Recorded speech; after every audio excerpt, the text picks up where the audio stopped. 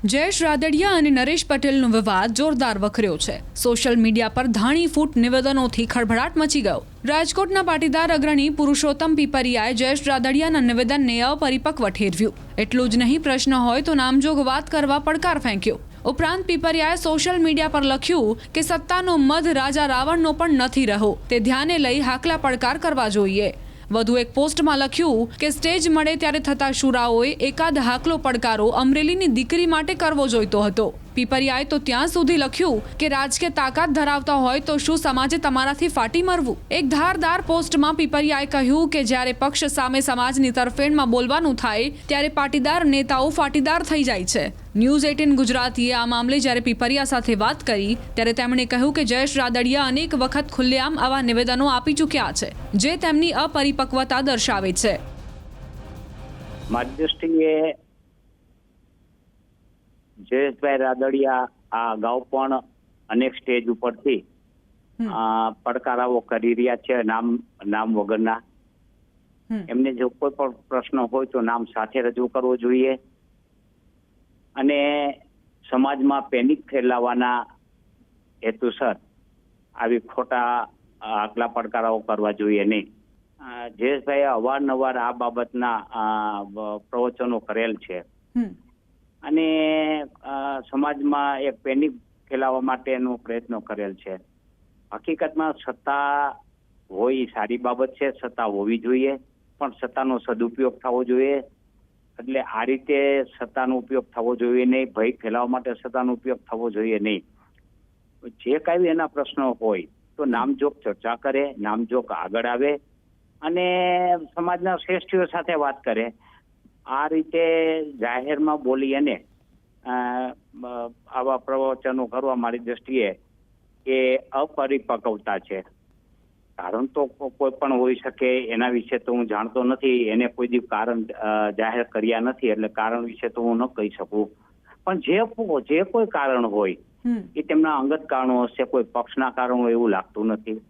જે કાંઈ એના કારણો હોય એ કારણો એને જાહેર કરવા જોઈએ, તો એનો જવાબ સામેથી મેળવવો જોઈએ અને સમાજ શ્રેષ્ઠીઓ પાસે પહેલા જવું જોઈએ। એને બદલે સમાજથી ઉપરવટ કોઈ હસ્તીઓ હોતી નથી। સમાજ છે, સમાજના શ્રેષ્ઠીઓ છે, એની સાથે એને પરામર્શ કરી અને પોતાની વ્યથા કેવી જોઈએ જો કોઈ હોય તો। આ રીતે મારી દ્રષ્ટિએ નિવેદન કરવા જયેશભાઈના કેસમાં સમાજના મોભીઓએ અનેક રસ લીધો છે। મારી દ્રષ્ટિએ સંઘાણી સાહેબ છે, એને પણ કીધું હતું કે હું આ પ્રશ્ન હાથમાં લઈને પૂરો કરીશ, પરંતુ હવે ક્યાં એટલું ખબર નથી। એટલે રસ્તો લે છે બધા, પણ મારી દ્રષ્ટિએ જે રાદડિયા સાહેબ છે એને ગળે ઉતરતું ન હોય, ન ઉતરતું હોય એ એનો પ્રશ્ન છે। વિવાદને પૂર્ણ કરવા માટે મધ્યસ્થી બનવું જોઈએ અને એને સ્વીકારવા જોઈએ। પેલા તો જો પોતાનું જ અસ્તિત્વ સ્વીકારે અને સમાજ શ્રેષ્ઠીનું અસ્તિત્વ નહીં સ્વીકારે અને એની જે બાબત છે એને સર્વોપરી ગણે સમાજથી નહીં, તો એ સમાધાન ન કહેવાય। મારી દ્રષ્ટિએ સમાધાન નહીં થઈ શકે। એટલે ખુલ્લા દિલે આવવું જોઈએ। જો ટોળકી શબ્દ વાપરવો એ પણ ખરાબ બાબત કહેવાય। સમાજ શ્રેષ્ઠીઓને ટોળકી કેવી એ તો મારી દ્રષ્ટિએ ખૂબ જ ઉતરતી કક્ષાની બાબત કહેવાય। આવા નિવેદનથી બચવું જોઈએ। ટોળકી કેવું એ સમાજ શ્રેષ્ઠીઓ કેવી રીતે ટોળકી હોઈ શકે, જેને સમાજ માટે ઘણું કર્યું છે અને કરી રહ્યા છે, તો એને ટોળકી કેવી એ મારી દ્રષ્ટિએ અપરિપક્વતા છે।